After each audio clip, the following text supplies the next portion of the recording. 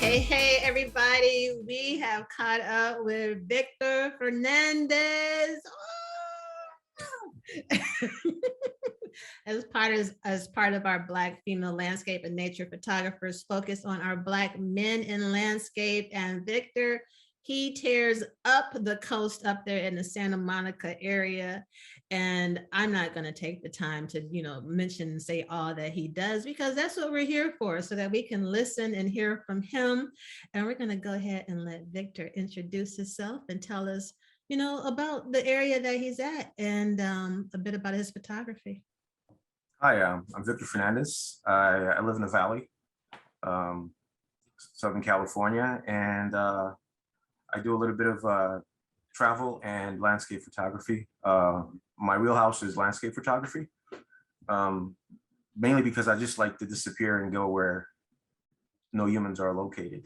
I like the solitude of it, and I just like and my hikes tend to take longer than usual because I hear something, I smell something, and I just start exploring.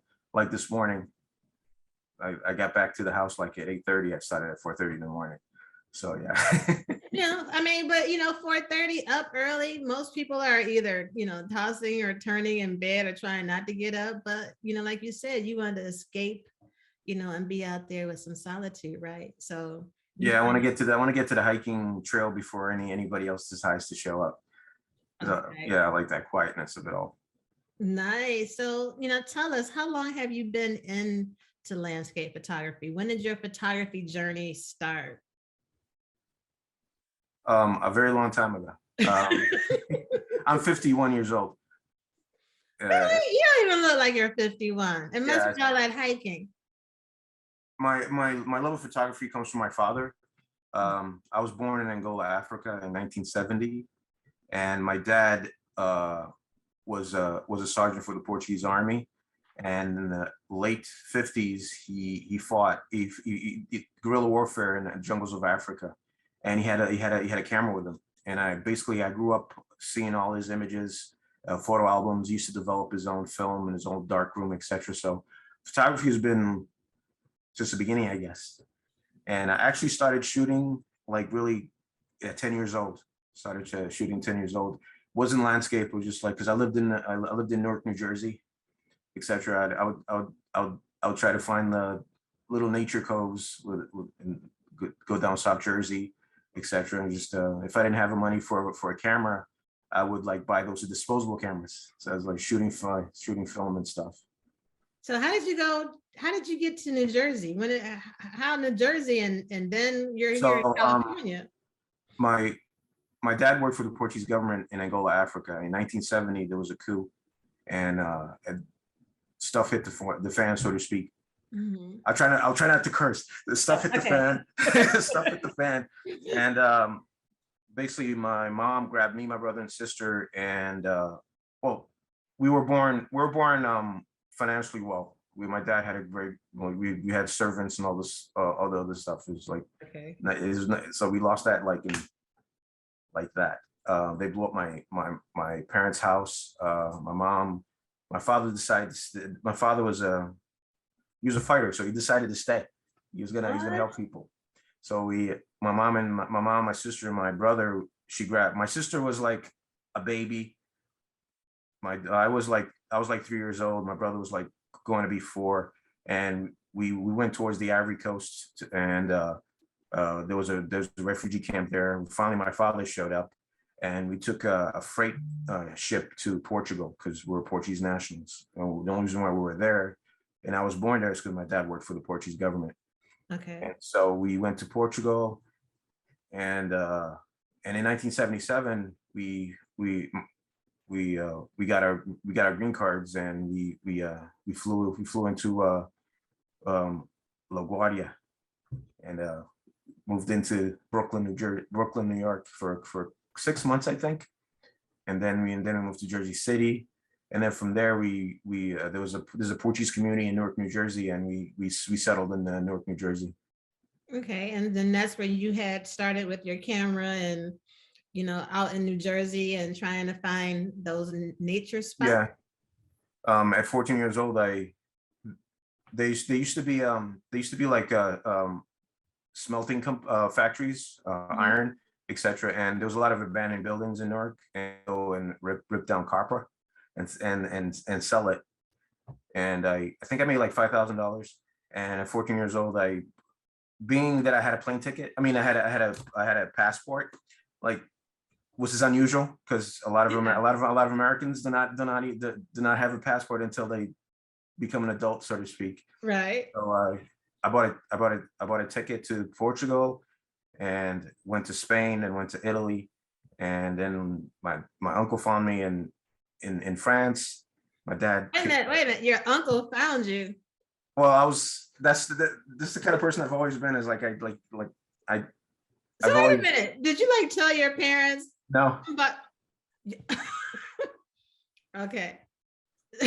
So you just I'm gonna go travel. Yeah. Okay. Oh, okay. Did you have your camera with you? I wasn't heavily into photography at that time. I was shooting and taking shots and stuff. This was just like when I was 14. Okay. But I always had like, and when I was home, I always had a camera in my hand, so to speak. And I loved I grew up watching BBC and like animal documentaries, etc. So, and where everybody wanted to go to the shore, to the beach, I wanted to go take a plane ride to Europe. I loved Europe, specifically the UK. All right. So I went you're there, and your uncle finds you. So yeah, I went to Portugal, and then I went to Spain, and then and Italy, France. Uncle found me. Dad came, beat the crap out of me, and then we went home. I had no regrets. While most 14-year-olds are trying to go or sneak into a club or a house party, you're the 14-year-old that decides to sneak out of the country so that you can travel. Yeah. Oh, okay. Yeah. Yeah, I was a loner. I had the ability to speak to people, and like, because I learned at a very young age, if you act like you belong, nobody's going to question it. Mm-hmm. And stuff. And at 14 years old, I was over 6 foot, so I didn't. I got in the plane, and I was like, blah blah blah, you know. Well, all right. Totally wasn't expecting that, let me tell you. So here you are, 14, you have went over to Europe, you're traveling. You weren't heavily into your photography during that time, but was that part of like the inspiration or motivation to really push you into photography? I was into photography, but I was like, I didn't have a camera that I wanted. My dad wouldn't let me touch his and stuff, so I didn't want to. I knew a lot about photography, you know, the composition, and all this other stuff, you know, f-stop, you know, and I would rather have a decent camera and take photos. And I had, my other love was history and culture. Okay. So and it's a funny thing, I didn't learn any of this in school. I dropped out of 10th grade. Okay. And stuff. I couldn't. I mean, you're 14 and you're like, I'm going over to Europe. Yeah. I think school was on your mind. I used to play hooky. I guess the people have I think you know what the word hooky means. Sometimes I speak to younger kids, and what is hooky? What's truancy officer? Who's that? What's that? Like Google it. Yeah, and so I used to play hooking and go to New York and like museums. Just like get lost in museums. All right, now, so here your dad had his camera. You couldn't use his camera. You're out here traveling, and what was the camera that you had wanted that your dad wouldn't let you get? Well, I actually wanted a Mamiya. All right, so you went medium format. Yeah, I don't shoot film anymore. I gotten lazy, but I wanted a Mamiya. Okay, did you ever get your Mamiya? Medium format, yeah, medium format and stuff. But it was like either I could have the money that I had, I could have gotten the camera, but I wanted to travel. The energy, I wanted to travel more than I wanted to get the camera. Okay. So to speak. So that's what I did. All right. So here you are. Dad comes to get you, gives you that nice big, yeah, this is not gonna happen again. My dad was in the Army, so that goes to tell you what occurred. Yeah. Yeah, that's a long time that's a long way for your dad to go. And you don't know what's going on in his mind, so he can get to you. No, I was prepared. When I set my mind, I've been very I think I've accomplished what I've accomplished because of my stubbornness. Okay. And stuff, and not taking no for an answer, so to speak. All right. So I was ready for the beating. I was ready. I had my fun. And I didn't regret what pissed him off. You knew I didn't show any regret. It's like, look, I didn't already hit these countries. You go right on ahead, put me on punishment. Yeah. So after that, he comes to get you. When do you start embarking on your photography journey? Because you like travel. At 16, I would get a lot of disposable cameras and take photos, etc. Mm-hmm. Yada yada. Okay, and that was around he brought you back to New Jersey. Yeah, back to Newark, New Jersey, etc. And okay. How did your parents even keep an eye on you? Because I'm sorry, I just had to go, but like, how do they make sure that you do not sit up here and jump on another plane? Did they take your passport away? My dad forgot to do that, and I hid it. Okay. All right. So that I'm sorry. Like, I wasn't the kid that was out getting in trouble. I wasn't peer pressure. I wasn't one of the kids that peer pressure affected me. I've always done what I wanted to do. I mean, hey. Yeah. Like, if I see 10 people doing something, I don't want to do that. I want to do something else. Okay. My mom used to dress me. I used to be made fun of. I didn't care and stuff. So that was my mentality, so to speak. That's I think it's like, I was good at chess. It's like analytical, thinking ahead. Being my sense of humor saved me from getting my butt whooped in the streets of Newark. I never thought to use my brawn. All right. So I was like very, very. I didn't look intellectual, but I was. Mm-hmm. And the Newark school system was not for me. I was a linebacker. I was pretty big, strong, and I only played it because I saw that physical exertion made me think better. All right. Like exercising and stuff like that. So. Mm-hmm. Okay, so here we are. You're playing football. You're in Newark, New Jersey. You have your disposables. Yeah. And what was that moment, that aha moment for you, where it's like, man, I'm really digging landscape? That's further on. Okay. I was still in high school. I dropped out at 10th grade. I was in junior varsity. I was pretty good at football. Mm-hmm. I quit because my coach wanted me to maim the opponents. There's like, I just loved it because it was I felt good after if I was to run out before a test, I'd do better at the test, because whatever nerves were there were gone, because that physical exertion and stuff. Mm-hmm. I was always thinking, so to speak. Okay. So from there. So fast forward, I dropped out of high school at 10th grade. Mm-hmm. I got my GED.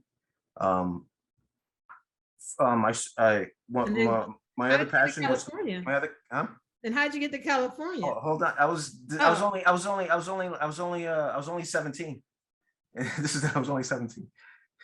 So not there yet. But I started playing with computers in '81. A Radio Shack had 10D computers with the 5.5 inch floppies. I mean, my brother. For those of you that don't know what Radio Shack is, Google that too. And me and my brother got together and we got a Tandy computer. We had a screen and the hard drive was a 5.5 floppy. And back in the day, computer magazines would have coding, and we programmed and we did Pong. Remember Pong? Yes. Yeah, and stuff like that. And I was 11 when I started doing that, and then I started messing with chemistry. I like computers, but then all of a sudden, Radio Shack started having chemistry sets.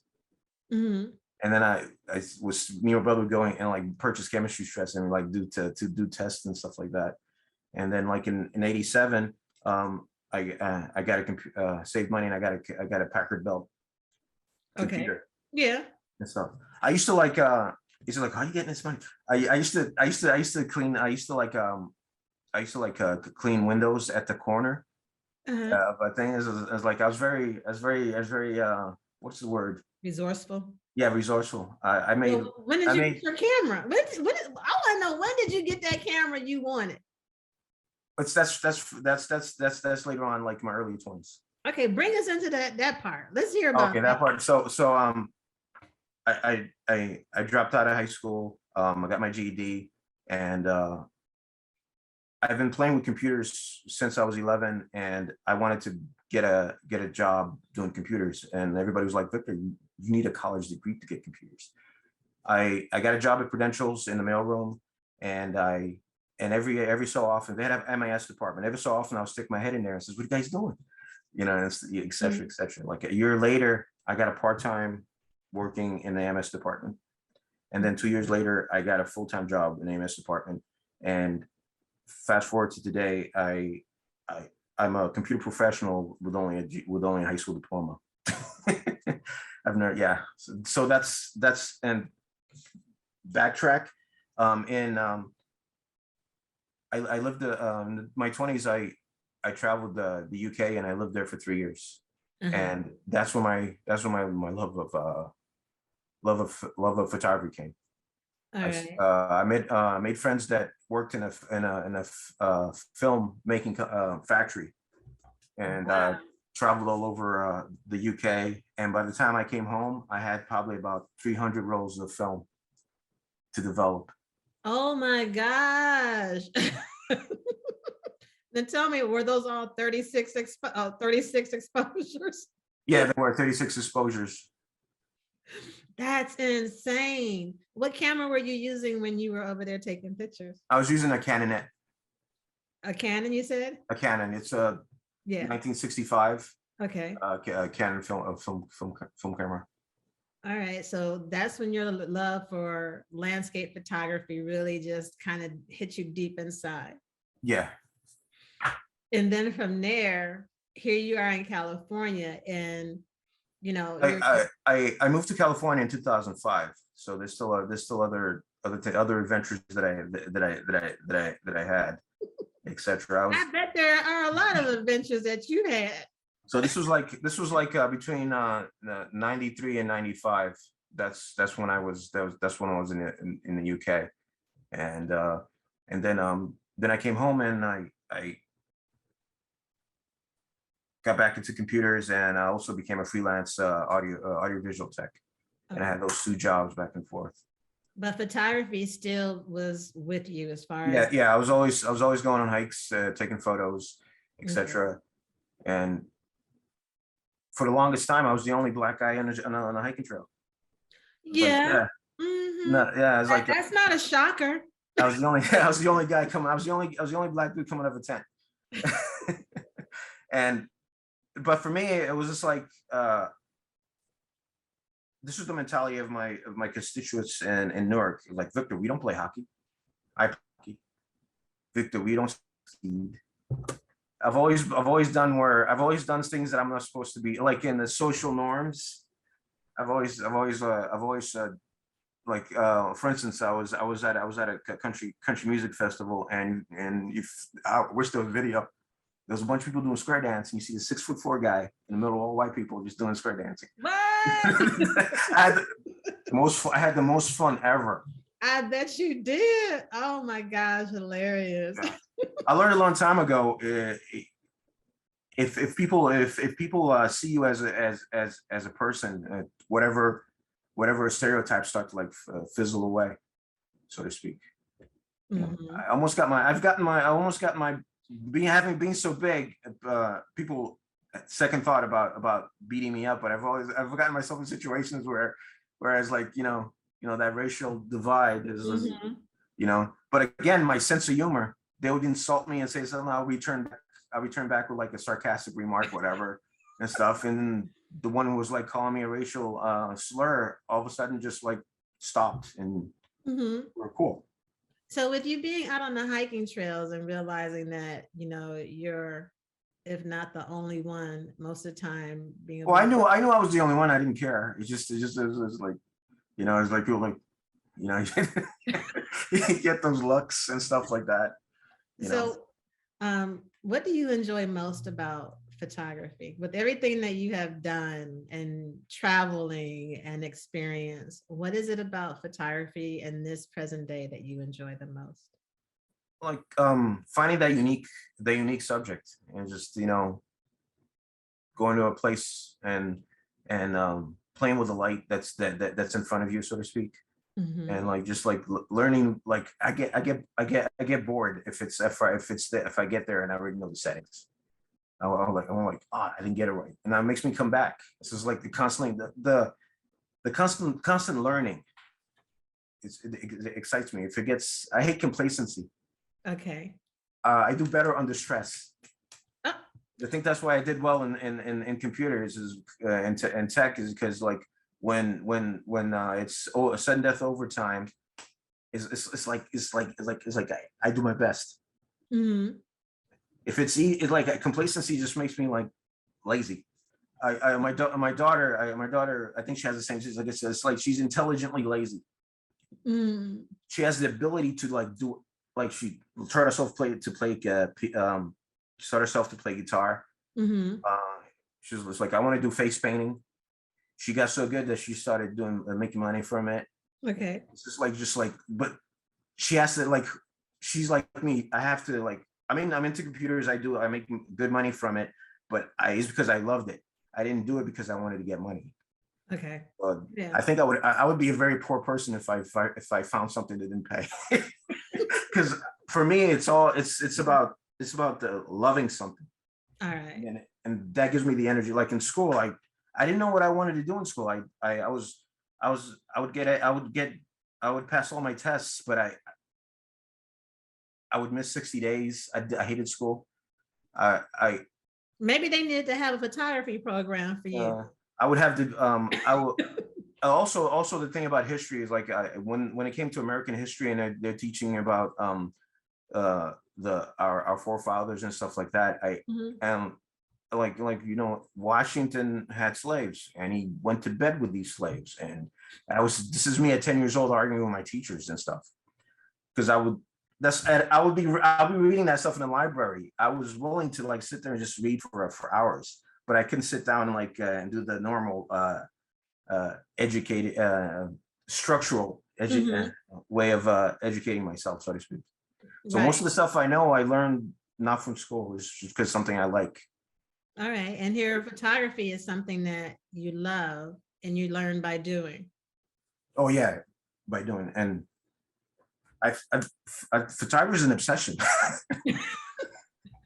Okay. There's nothing wrong with that. So yeah. What do you feel is the hardest part about photography? Getting to those locations. Okay. Now you're the person that your locations involve getting up at 4:30 in the morning to get onto the trail before anybody else, and to typically hike to a spot with amazing views. It's not like you can't find amazing views in California. I mean, thankfully we have a lot. Yeah, no, yeah. But for the hardest part, how do you find that you overcome that, or how do you find yourself working to make that hardest part manageable? Well, I see a place that I want to go to, and then I save money to get there. Okay. So to speak. It's not like I can't afford it. There's a will, there's a way. I'll find Exactly. out. That's always been me. Like, you know, I I I shoot with a camera that costs almost $10,000, and I didn't know if I wanted it, and I worked to get it. All right. You know, so it's like when people see the camera, it's like, oh, you must be rich. No, and that, it's just not. It's just like when you love something, you find a way to get it, so to speak. Mhm. And Yeah, people like to judge photographers by what camera they have, and they often say that, oh, you take those great pictures because it's the camera. yeah, What do you feel about that? when I speak to someone who's young, it's like the best camera you have is the one you have, because guess what? If you're gonna go back and try to get a great camera, you're gonna miss the shot. That's it's like it's not about the camera. There's you can get a grainy, out of focus shot and it looks beautiful. Like a focus shot is not always the great shot, Mhm. so to speak. So it's up to the person behind the camera. Exactly. Exactly. So that's the stuff that you share with people that are beginners. Yeah, I was just like, oh, you got this great camera. I was like, ah, stop, stuff like that, stuff like that. It's just like, look, what camera do you have? What camera do you have? And it's like they go so and so. So I have a question. Do you know the menu in your camera? And I either go, no. That's the first thing you need to do. Forget about learning how to take a photo. Learn your settings. Because I find people fiddle faddling in the field, like, where is it? And that they lose that momentum of love for it because they don't know how to use the tool that they have in hand. So if anybody like, can you show me how to take photos? Like, I have a question. How long have you had that camera? Where is this in the menu? I need you to go learn the menu. I mean, becoming a great photographer or quote unquote great photographer, it's up to the person themselves. But what makes it easier is if you know if you know how to use the tool you have in front of you. Exactly. Bingo. A lot of Yeah. people want to go and get a camera and they want to see, oh, what is Victor shooting with? Oh, I got to go get that camera so I can take pictures just like him. Yeah. Like one thing I could make great money doing one-on-one tutorials, but I shoot for me. You know, I shoot for me, and if I see somebody is just looking for the magic pill, yeah, I'm not gonna teach you. There's no magic pill. It's Right. like it's trial and error. You'll mess up before you do anything correct, and if you learn from those mess ups, that's when you become great. Exactly. I love that. How do you feel that landscape photography has, shaped the man that you are today? I think it's people are like, oh, I can't go there. Well, I want to go there because I want to get that shot. So it's like a border is released, so to speak. Mhm.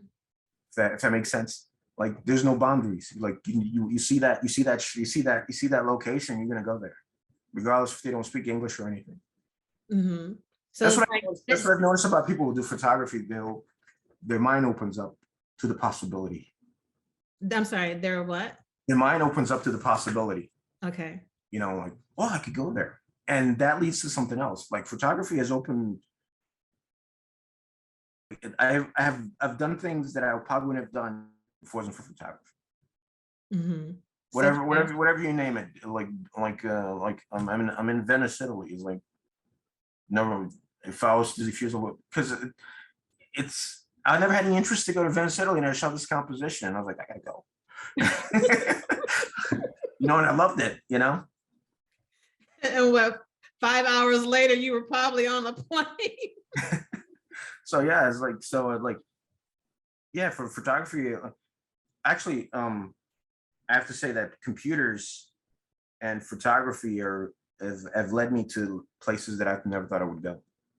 Like I have friends that were good at school, went to college, and they haven't left New Jersey. They haven't left New Jersey. They So have you like, make sure that you don't stay confined to boundaries or limit yourself. Because I know a lot of people struggle, especially with African Americans. It's like when it comes to landscape or nature or hiking, camping, a lot of the outdoors, it's that old stigma of, we don't do that. yeah, yeah. That's Or two, I saw that movie and it doesn't end in our favor.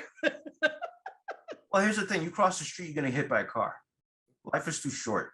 Right. You know, like I don't know why. I guess because I came from another country.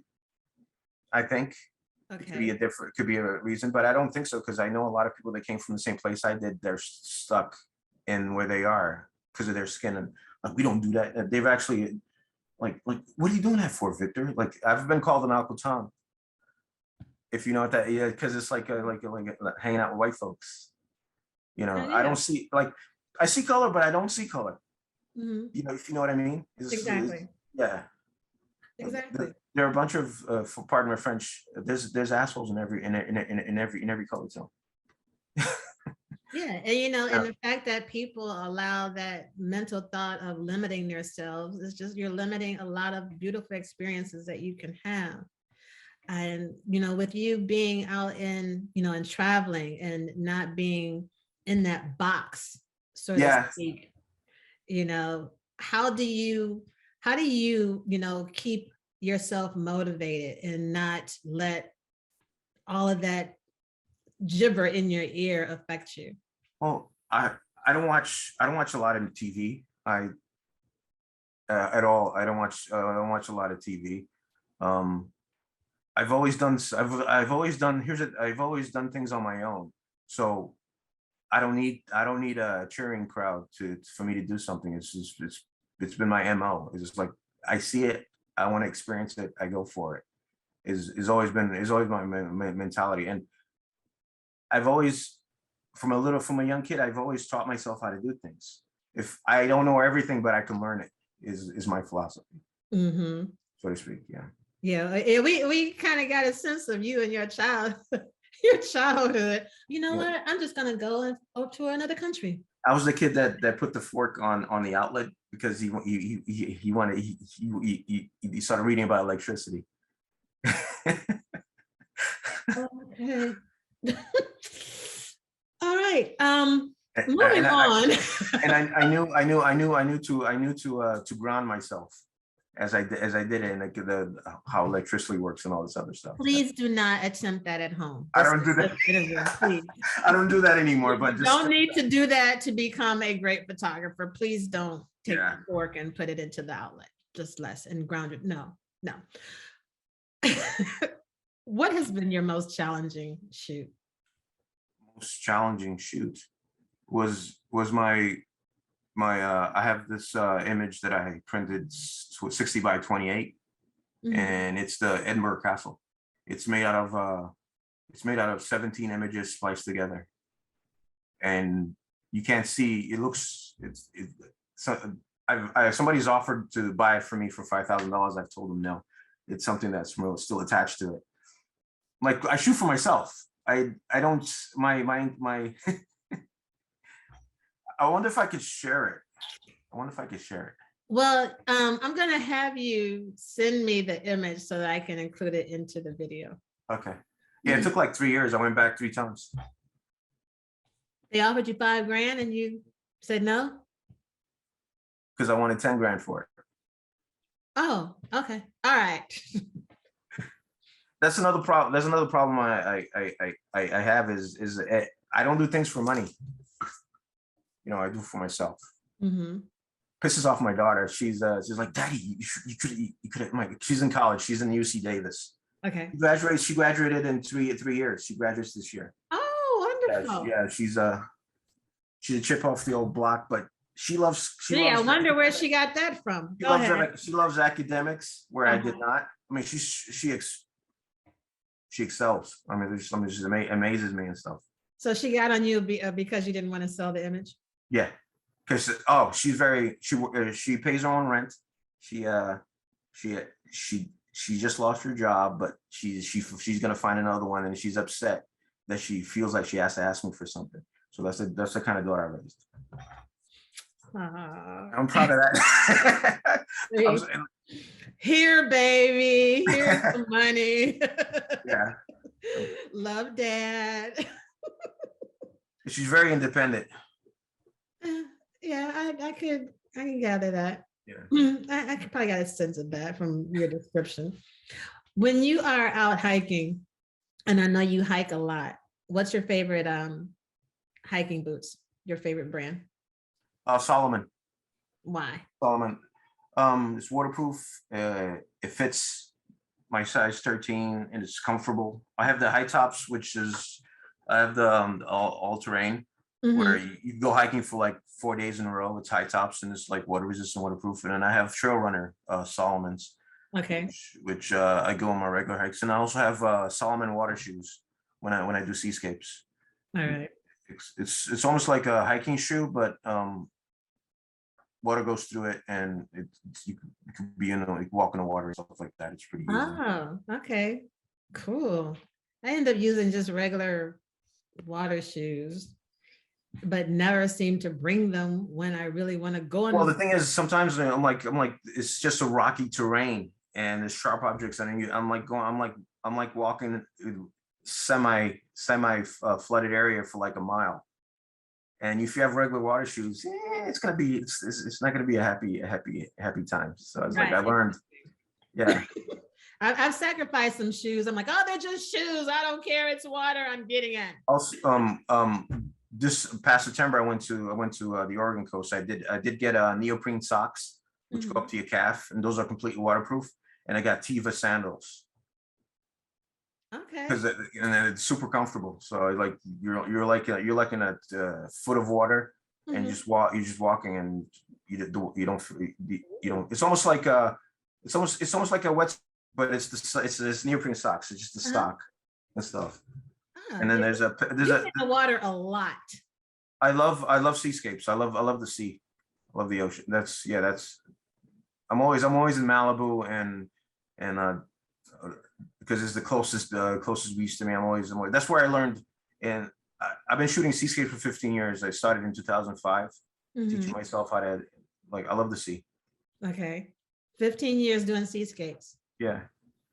Okay, you're gonna have me going shopping for some of those neoprene socks. Oh, you get the neoprenes and you get the Tiva sandals, and you're like, oh snap! You're gonna be so comfortable. Like you're like water's like you don't even want to, because usually if you see a big guy, black dude in the middle of the water, that's me. Because you can't get the decent shots if you're like trying to keep in the sand. You want to get the perspective. And exactly. Stuff like that.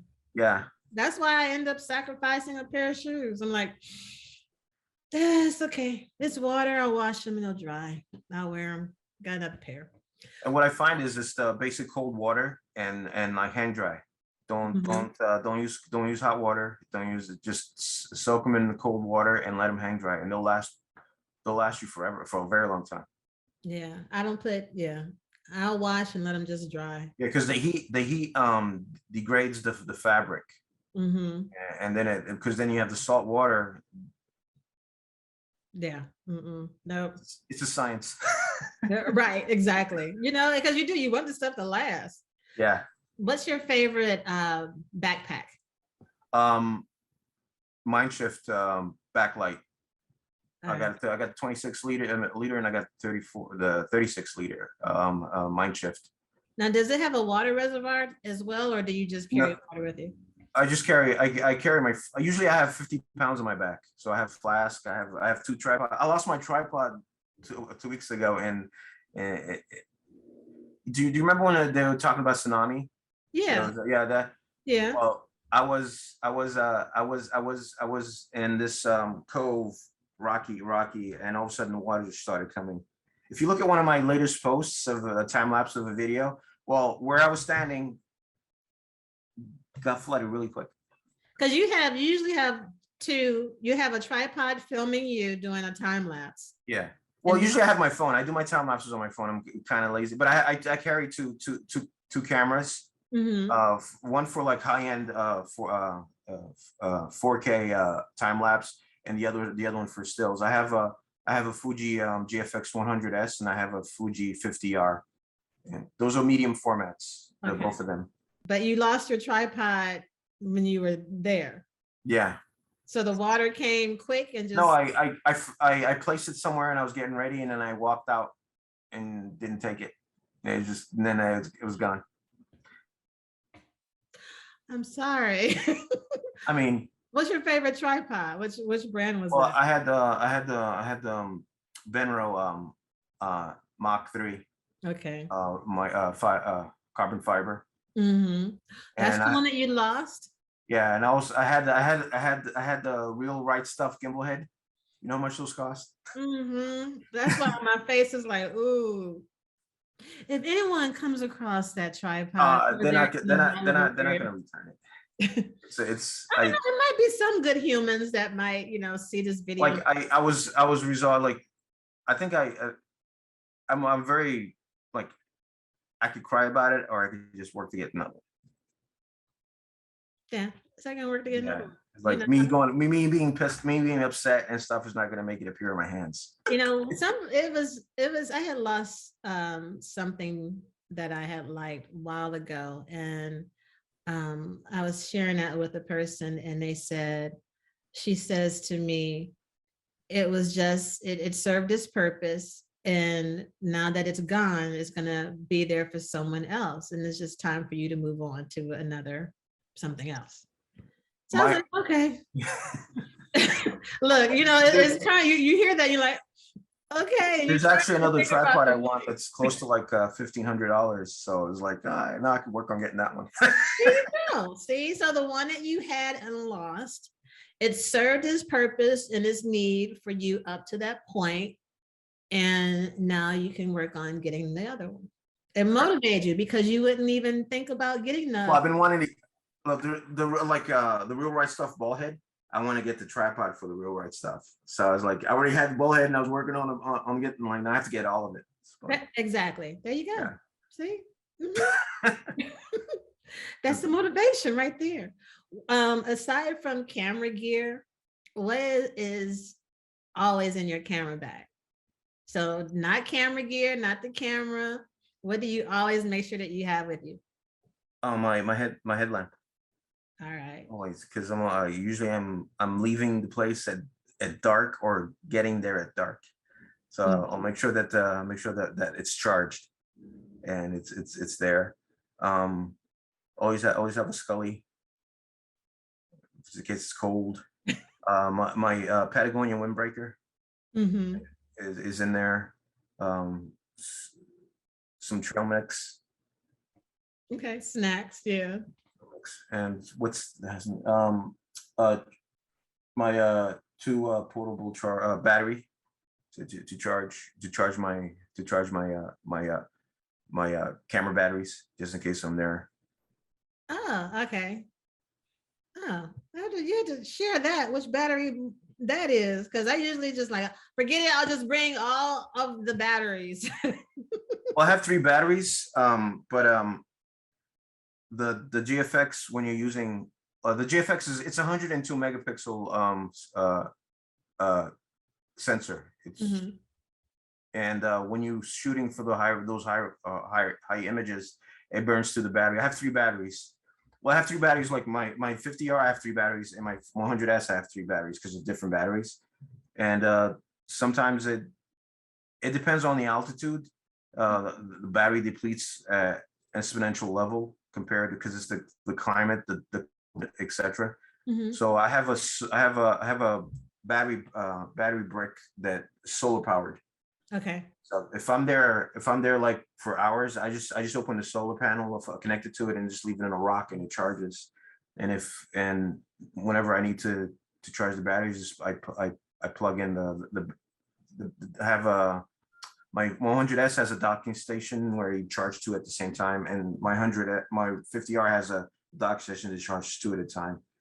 So. Oh, cool! I had to look into that. Yeah, because you don't want to be going. The only thing I have, I have like a solar charger, and it also is part flashlight. But I'm like, if I go through all these batteries on this shoot, then like, okay. Yeah, my mindset is always okay. I have 1 more battery. I don't have to worry about this one yet. As soon as my second battery depletes, that's when I start thinking about I need to start charging, because it's like I'm not going to leave here anytime soon. I need to charge just in case. Right. So. What's your favorite app that you use when you're for your photography or your hiking? PhotoPills and Planet is what I use for. With Planet, you can actually, if you're doing cityscape, When there's the sun or the moon is landing a certain behind a mountain, you can actually plan it before. You plan it 2 years ahead, and you're like, it's gonna be here in 2024. Okay. You know, I use that a lot to plan, and plus, my favorite app is my friend Jonathan. My friend is very like he's a tactician. He and he plans to he knows it. So I was like, so is it raining today? He's like, no, it isn't. So I call him up. So is he out there at 4 o'clock in the morning with you? Oh yeah. I've met wonderful people through photography. Where our friendship is like 30 minutes. I'm leaving out the house. You want to go? Let's go. So it's like we're like, hey, yo, I'm gonna go right now. It's like, I don't care if you're not ready. Let's go. We do that to each other and stuff. That's the kind of friendship we have and stuff. So we're a spur of the moment. We like getting fog, and fog is spontaneous. So he's like, Victor, I looked at the weather, and fog should be there, and let's go. Boom, we go.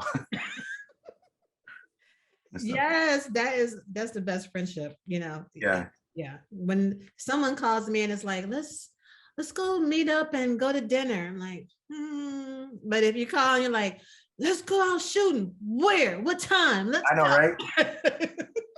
100%. Right. So I'm gonna switch gears because we could talk for hours when it comes to photography and everything, but I don't want this to be a 4-hour interview. When we reached out to you and we were talking about our focus, Black men in landscape, what does it mean to you seeing more people of color out here in landscape and nature photography? At first it was surprising. It's like, huh, more than old people. No, it's a good feeling, because it's like there's like a lot of people turn into a political. I'm in. I don't know if you heard of NFTs. Mm-hmm. I'm in an NFTs, and Twitter has this thing called Spaces, where people go in there and they speak, and I've been like going into spaces and pointing that subject out. It's like, because I want would you, if I open a space called landscape photography, let's talk about diversity, and everybody starts to make it political. It's like, no, I wanted somebody who's in Newark and is watching wildlife TV shows and doesn't think that he could do that, but loves it. Absolutely. Yeah. That's why it's for me, it's like the possibilities, like they don't know they can. This is like this huge wall. It's like, it's so funny. It's it is out there. We don't do that. I was like, why not? Right. Yeah. Right. And I know you hear it, but for me, being a Black woman, oh my gosh. Well, that's even double. What are you doing? Like, you're a woman and you're Black. It's like, what are you doing here? Yes, and it's more so from people that are Black as well. You're out there by yourself? Why are you doing that? We don't do that. Oh, just shut up. Yeah. With granted, they've been through a lot. Like the racism and all this other stuff is like, trusting a white man or whatever in front of you, so to speak, is, people are jaded. People of color are jaded for good reason and stuff like that. I feel like I'm blessed that I never let that. I've never followed the crowd, and stuff like that. So exactly. Before we wrap this up, where can before I ask that question, what advice do you have for beginners? Doesn't matter what camera you have. Mm-hmm. Exercise, because that's going to help you get to where you need to go to get that shot, and just you're gonna mess up, but you're gonna learn from it. I mean, a lot of people try to recruit people to do whatever they love. I want people that have that little tiny spark to see the possibility. Yeah. Yep, absolutely. All right, Victor, where can people find you? Your social media handles, your website, and what's in store for you for 2022? I'm trying to be a Fuji ambassador. There we go. Yay! I keep on hitting them up. For 2022, I want to travel more, do more, go to more different places, shoot different things. I started playing around with macro and stuff like that. Like today, what I did today in my hikes is I was shooting textures. It's not even, it's like just, and another thing I want to tell people is like, you don't be stuck to a certain genre. Photography is a journey, and if you learn something else, it'll make you better at what you really love doing, so to speak. So try everything. Absolutely. And I guess that's I'm at Victor Fernandes Photography is my Instagram handle. That's VICTOR and then Fernandes FERNANDES photography, all one word. I should have made it shorter, but no, that's who you are. Yeah.